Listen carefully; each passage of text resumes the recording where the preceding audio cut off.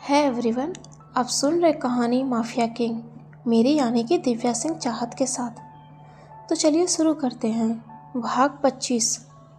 वाटी से काव्या को बचाने के लिए अगस्त्या ने अपने हाथों को जख्मी कर लिया था, जिसके जख्मों को साफ करते हुए डॉक्टर ने कई छोटे बड़े टाँके लगा दिए थे, क्योंकि उस पर वाइटी ने पंजों से वार किया था। अगर उस वक्त जेम्स वाइटी पर पीछे से अपनी लगाम न कसता तो शायद वो गुस्से में अगस्त्या का भी काफ़ी बुरा क्षति कर देता, या शायद अब तक अगस्त्या के बाजुओं की जगह उसके शरीर चिथड़ों में बदल चुके होते। लेकिन इस घटना से काव्या अंदर तक सहम उठी थी। उसका शरीर सुन्न पड़ चुका था। अपने कमरे में बेड पर लेटी बस उस हादसे के बारे में सोच रही थी जब वाइटी ने उसके ऊपर गुर्राते हुए छलांग लगाई थी। इन सबको सोचते हुए कब उसकी आंख लग गई, उसे इस बात का अंदाज़ा भी नहीं था। इस वक्त रात काफ़ी गहरी हो चुकी थी। घड़ी में मौजूद कांटा भी चलते हुए रात के 2 बजने का इशारा कर रहा था। कुछ दिन पहले मानव के दिए ऑर्डर की वजह से विला के सारे सर्वेंट्स भी इस वक्त अपने क्वार्टर में सो रहे थे। विला के अंदर खूब अंधेरा पसरा हुआ था। राइट साइड में दूर चल रही हल्की रोशनी में अचानक से हॉल में किसी की मौजूदगी का आभास हुआ। एक काली परछाई जो विला में पसरी हल्की रोशनी भी उसका चेहरा दिखाने में असमर्थ थी, लेकिन दीवारों पर पड़ रही उसकी छाया ये जरूर बता रही थी कि वह सीढ़ियों से ऊपर की तरफ जा रहा था। जबकि देखा जाए तो सीढ़ियों से ऊपर सिर्फ 2 शख्स ही रहते थे, एक खुद विला का मालिक मानव सेठी, तो दूसरी उसकी पत्नी, उसकी बेबी गर्ल यानी कि काव्या कोहली। जहां इस वक्त काव्या अपने रूम में नींद के आगोश में थी, तो दूसरा मानव जो अभी तक शायद दिल्ली से लौटा नहीं था। फिर वो काली परछाई किसकी हो सकती है, या फिर कहीं वो मानव ही तो नहीं था। लेकिन सीढ़ियों से ऊपर चल रही वो काली परछाई अचानक से अपनी जगह पर रुक गई थी, जैसे वह शख्स अपनी जगह पर खड़ा कुछ सोच रहा हो। तभी उसके कदम भी वापस से नीचे की तरफ उतरने लगे थे, जहां उसने अपने कदमों को आहिस्ते से बढ़ाते हुए उस विला के निचली फ्लोर को काफ़ी बारीकी से चेक कर रहा था। यहाँ तक कि उसने किचन को भी नहीं छोड़ा था। इस वक्त उसे देखकर पता पाना थोड़ा मुश्किल था कि अंधेरे में ही लेकिन वह ढूंढ क्या रहा है। साथ ही धड़ल्ले से उसे अंधेरे में ऐसे चलते देख ये बात तो क्लियर थी कि वह कोई अनजान शख्स नहीं था। इस विला के पग पग से वह काफ़ी अच्छी तरह से वाकिफ था। वही सेठी विला के इतनी टाइट सिक्योरिटी में भी किसी अनजान शख्स का आना ना के बराबर था, जिससे इस बात में कोई दो राय नहीं थी कि वह जो भी था इसी विला से ताल्लुक़ रखता था। तभी उसके कदम ग्राउंड फ्लोर पर ही बने एक कमरे के बाहर रुक गए थे। उसने उस कमरे के दरवाजे को हल्का धक्का देते हुए पाया कि रूम के अंदर रखे बेड पर इस वक्त अगस्त्या गहरी नींद में सो रहा था, जिसे कुछ क्षण तक एकटक देखने के बाद उस शख्स ने अगस्त्या के रूम के गेट को आहिस्ते से लगाते हुए उसे बाहर से लॉक कर दिया था। जैसे वह जिस काम के लिए विला के अंदर आया था, वह नहीं चाहता था कि उसके काम में दखल देने के लिए अगस्त्या वहाँ मौजूद हो। वही उस शख्स के इस हरकत से यह भी कंफर्म हो चुका था कि वह शख्स मानव सेठी तो बिल्कुल नहीं था, लेकिन यह शख्स कोई अनजान भी नहीं था। अब तक उस शख्स ने भी अपने कदम वापस सीढ़ियों से ऊपर जाने के लिए मोड़ दिए थे, जो सीधा काव्या के रूम के बाहर रुका। अगस्त्या की तरह ही काव्या के रूम के गेट को खोलते हुए उसने अंदर की तरफ देखा, जहाँ काव्या भी इस वक्त गहरी नींद में थी। लेकिन इस बार वह शख्स उसके रूम के गेट को बाहर से लॉक करने की बजाय अंदर चला गया। बेड पर सोई काव्या को कुछ देर तक एकटक देखने के बाद वह उसकी तरफ बढ़ते हुए उसके पास से घुटनों पर बैठ गया था। साथ ही अपनी उंगलियों को उसने काव्या के चेहरे की तरफ बढ़ाया ही था कि तभी हवा में ही किसी दूसरे शख्स ने आकर उसके हाथों को पकड़ लिया था, जिसे महसूस करते ही पहले शख्स की भौहें सिकुड़ चुकी थी। लेकिन रूम में डिम लाइट होने की वजह से इस वक्त वह शख्स देख नहीं पाया कि उसके हाथ को बीच में किसने पकड़ रखा है। लेकिन उसका पूरा शरीर अचानक से कांप उठा था।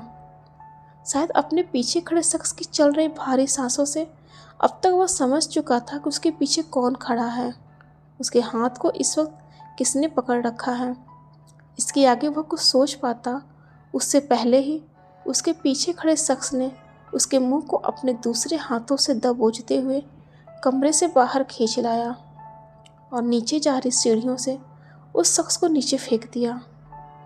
जहां सीढ़ियों से नीचे गिरने की वजह से उस वक्त उस अनजान शख्स के मुंह से एक जोरदार चीख निकल गई थी, जिसकी आवाज़ को सुनते ही कमरे के अंदर सो रही काव्या की भी नींद खुल चुकी थी।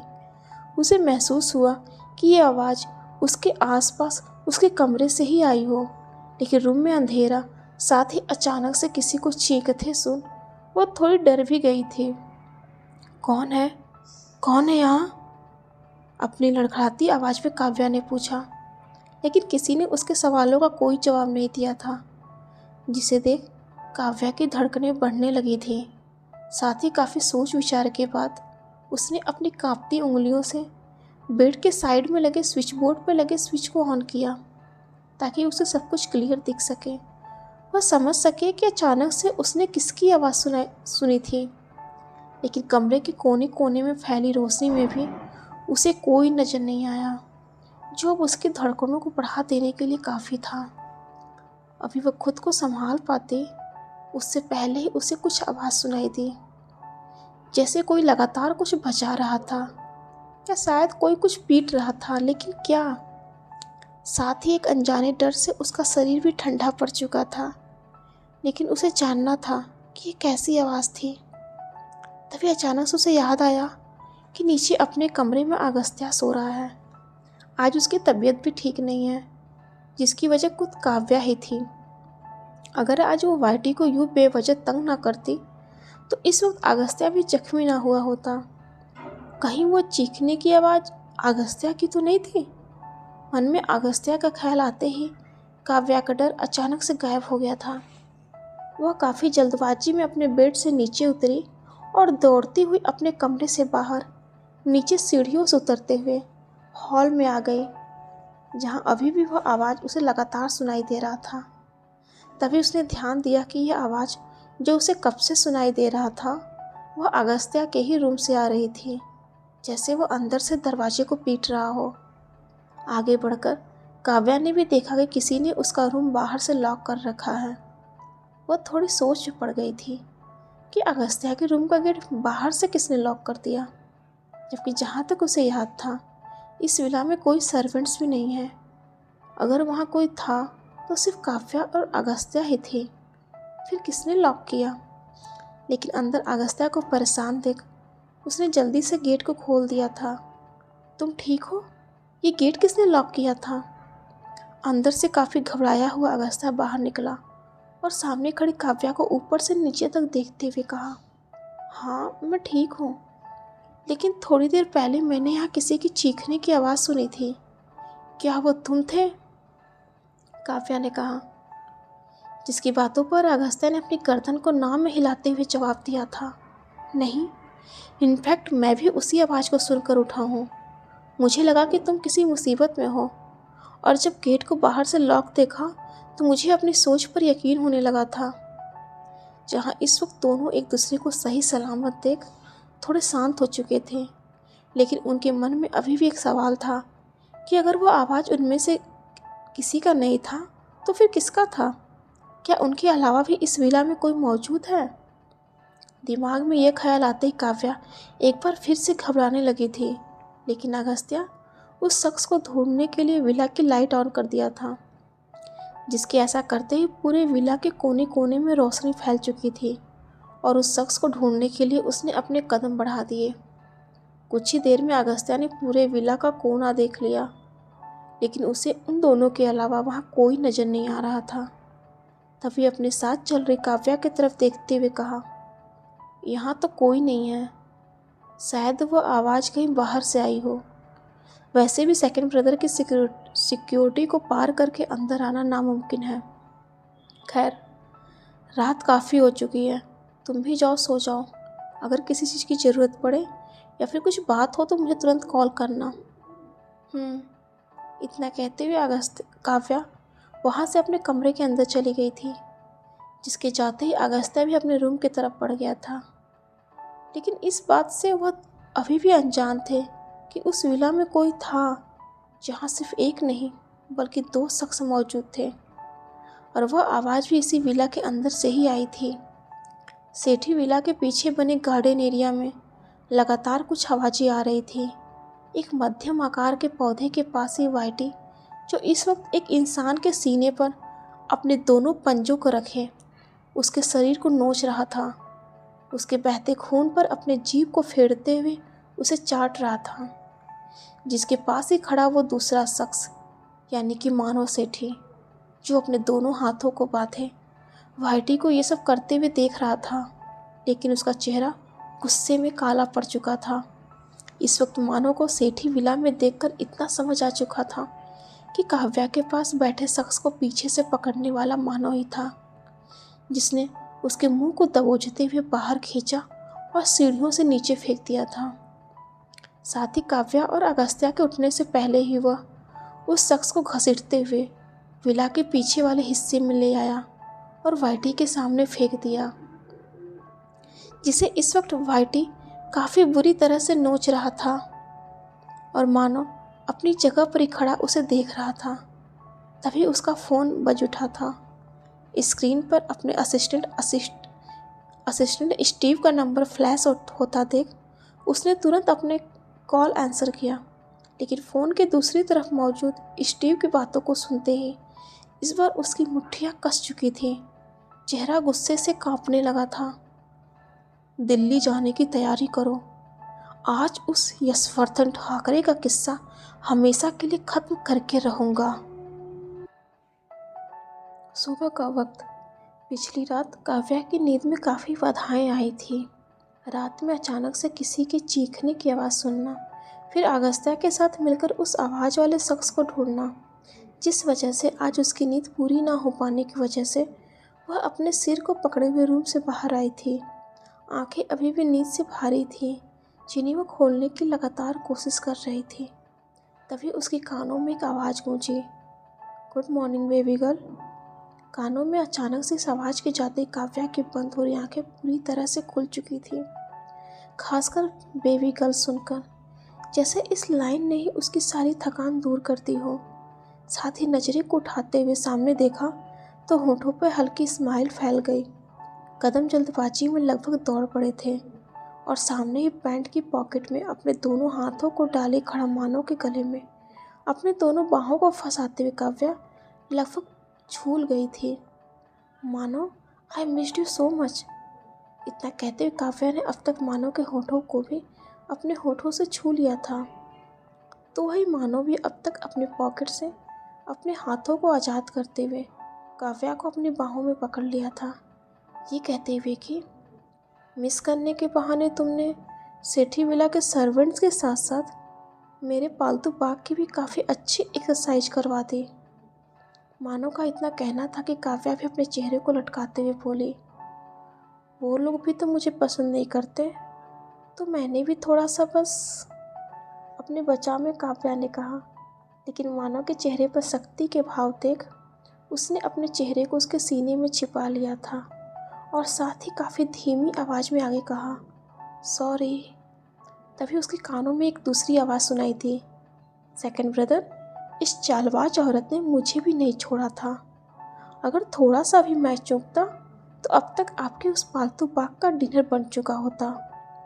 मानव के पीछे ही खड़ा अगस्त्या ने कहा, जो काफ़ी देर से काव्या की बातें सुन रहा था, या शायद काव्या के आने से पहले ही वह मानव से मिलते हुए उससे बातें कर रहा था। वही जब मानव की नज़र काव्या पे गई तब वह उसकी तरफ घूमते हुए उसे मॉर्निंग मिस कर दिया था।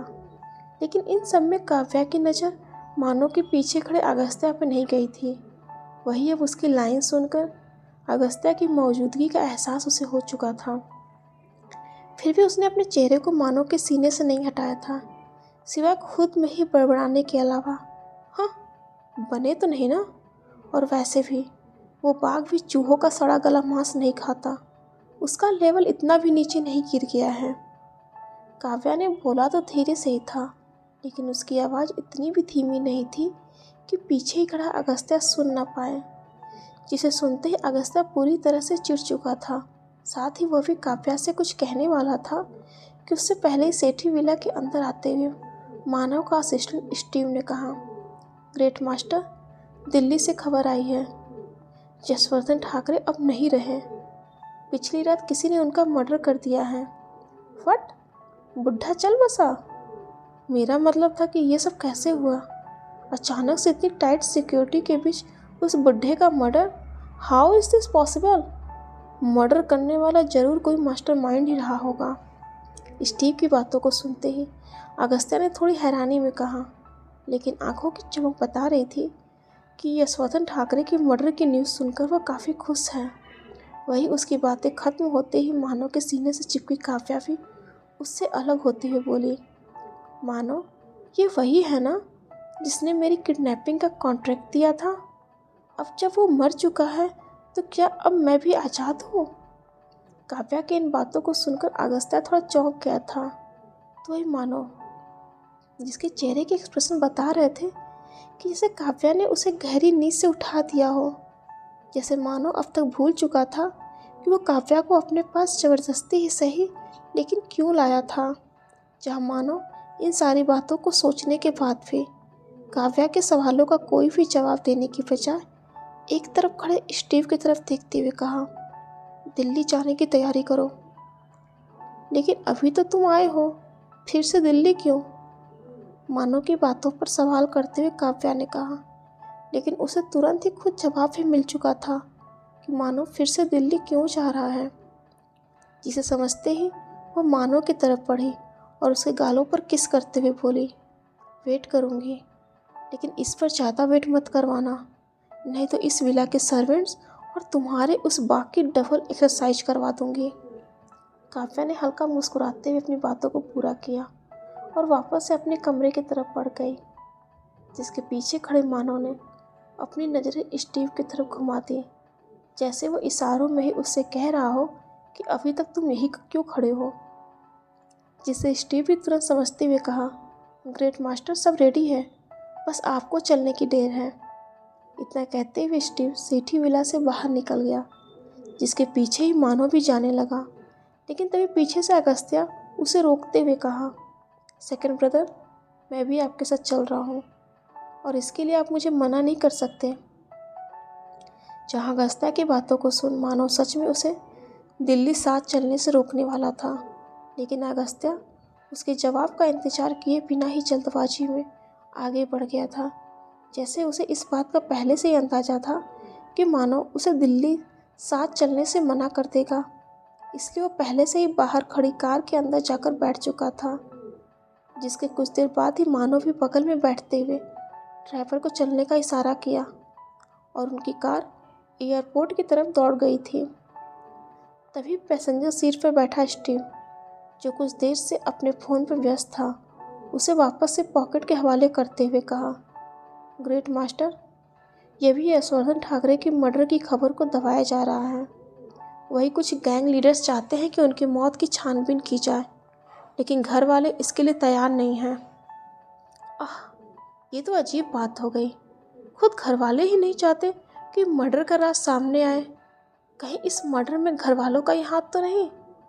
चेहरे पर तिरछी मुस्कान लिए हुए अगस्त्या ने कहा, लेकिन तभी उसकी नज़र बगल में बैठे मानव पर चली गई, जो इस वक्त उसे ही घूर रहा था।